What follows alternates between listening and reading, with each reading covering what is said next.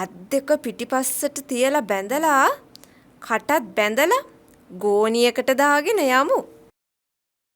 එහෙනම් හාමිනේ ඔයා ඔය ළමයාව චාටුවෙන් කතා කරලා අල්ලගන්න බලන්න. මම ඉක්මනියට ගෝණියක් අරගෙන එන්නම්. මහජන බැංකුවේ සිසුන් දාන සමග ලෝකය දිනන්න ඔබේ දරුවාට දිරිය දෙන්න. අද කතාව දෙවියන්ගේ කැමැත්ත. අද අපි කියන්න හදන්නේ ඔයාලට තවත් ලස්සන කතාවක්. එක්තරා පිටිසර ගමක ජීවත් වුණ ගමජෝඩුවක්. මේ ගමජෝඩුවට දරුවෙක් මල්ලෙක් නැති නිසා ගම ගෙදර හරීම පාළුවට ගිහින් තමයි තිබුණේ. හාමිනේ ඔයා කොහෙද? විගහට ඉන්න තැනකින් එන්ටකෝ. වැදගත් කාරණාවක් තියෙනවා කියන්ට. ඔහේ ඉතින් කටෑරියොත් වැදගත් කාරණාවක් කියලා තමයි පටන් ගන්න. ඒ උනාට කිසිම වැදගම්මකට නැති කතා ඕවා. මට නම් දැන් ඕවා අහලා ඇති වෙලා. ඒ උනාට මේ දැන් මං කියන්න හදන්නේ බොහොම වැදගත් කතාවක්. මේ ඇත්තමයි හාමිනේ. ඔය නිකම් මූණ දෙපැත්තේ එල්ලෙන කන් දෙකෙන් කෝකටත් මං කියන දේ අහලා බලන්නකෝ. ශ්‍රී ලංකාවේ හොඳම අධ්‍යාපනික සංග්‍රහව චූටි බබා. ආහා කියමුකෝ එහෙනම් බලන්න. මේ හුරු බුහුටි ලස්සන කෙලිපැටික්කියෙක් තැනක ඉන්නවා. හාමිනේ එහෙම දැක්කනම් එවලම උස්සගෙන එනවා. මේ ඇත්තමයි හාමිනේ. හුරුබුහුටි ලස්සන කෙලිපැටික්කියෙක්. ආන් ඒකනම් හරිම වැදගත් කතාවක් තමයි. දැන් කොහෙද ඔය ගෑනු ළමයා ඉන්නේ? බොරු නෙමේ. එන්ටකෝ මාත් එක්ක යන්න. මේ දැන්මම එන්ටකෝ. මං ඒ දරුවව එහෙට පෙන්වන්නම්. ගමරාලගේ කතාවට ගමහාමිනෙක් ගොඩක් සතුටු වෙලා ගමරාල එක්ක ගෑනු ළමයව බලන්න පිටත් වුණා. මේ ආන්නර වත්තේ තමයි ඔය ගෑනු දරුවා හිටියේ. හාමිනේ අපි මේ හරියෙන් හැංගිලා බලායිමු. කොයි මොහොතක හරි ওই ළමයා ඔය වත්තට එනවා.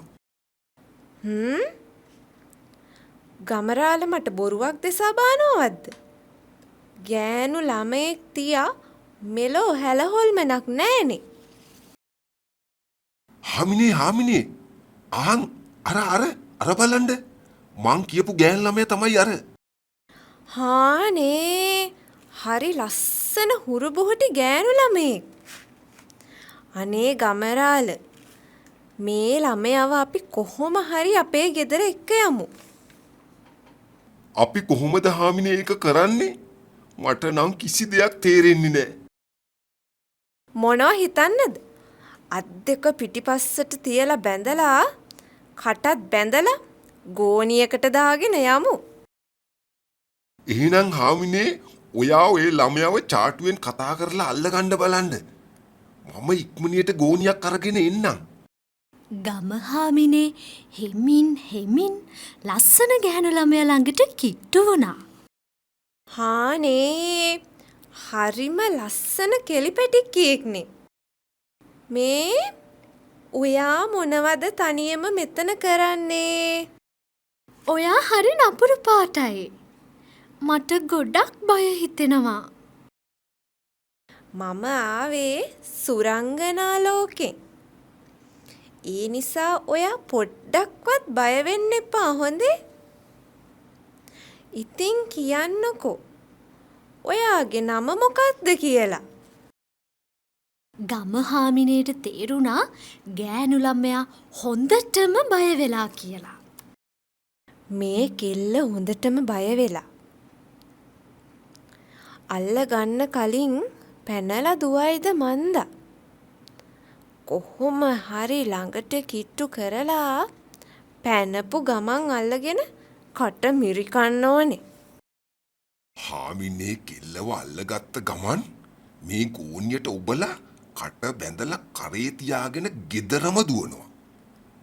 ගෙදර ගෙනිච්චට පස්සේ බැරිය ගහක බැඳලා දිමි කොටක් දාලා බය කරලා අපිට ඕන විදිහට හදාගන්න. ගමහාමිනේ ටිකෙන් ටික ගෑනු ළමයට ලං වෙනවත් එක්කම හරි පුදුම දෙයක් සිදු වුණා. මොනවා? කො මේ මෙතන හිටිය ළමයා? හාමිනේ මේ කෙල්ල හිටි හැටියම අතුරුදහන් වුණා නේද? අපේ දෙයනේ අපි හොල්මනකටවත් රැවටුණාවද්ද? මේ නම් මනුස්ස දුවක් වෙන්න බෑ. හොල්මනක්ද කොහෙද? ගැහැණු ළමයා අතුරුදහන් වූ තැනින් එක පාරටම අමුතු කටහඬක් ඇසෙන්නට වුණා. ගමරාලයි ගම හාමිනේ හොඳටම බය වුණා. මම තමයි මේ ලෝකයේ හොඳ මිනිසුන් වෙනුවෙන් පෙනී සිටින එකම දෙවියන්. අනේ දෙයනේ අපි නරකය නෙමේ. අපි යහපත් ගුණගරක මිනිස්සු. අපිට අනුකම්පා කරන්න.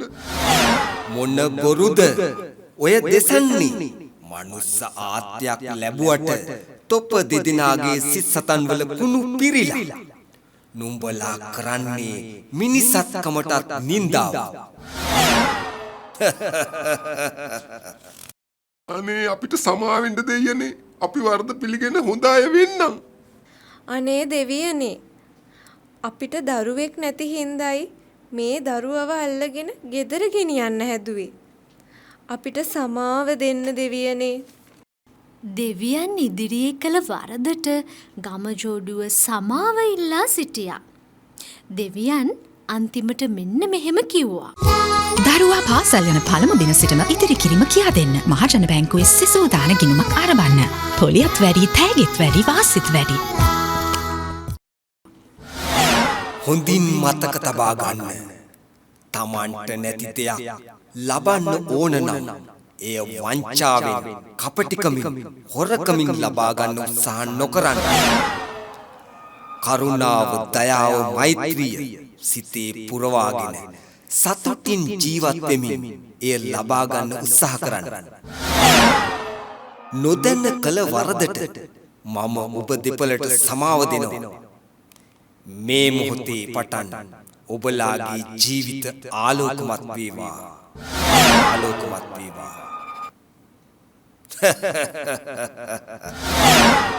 දෙවියන් එසේ කියමින් අතුරුදහන් වුණා. මං කැමති ඔයාලගේ ගෙදර යන්න. මාව ආදරෙන් බලා ගන්නව නේද? මොනවා? හාමිනේ අපේ වාසනාව එහෙනම්.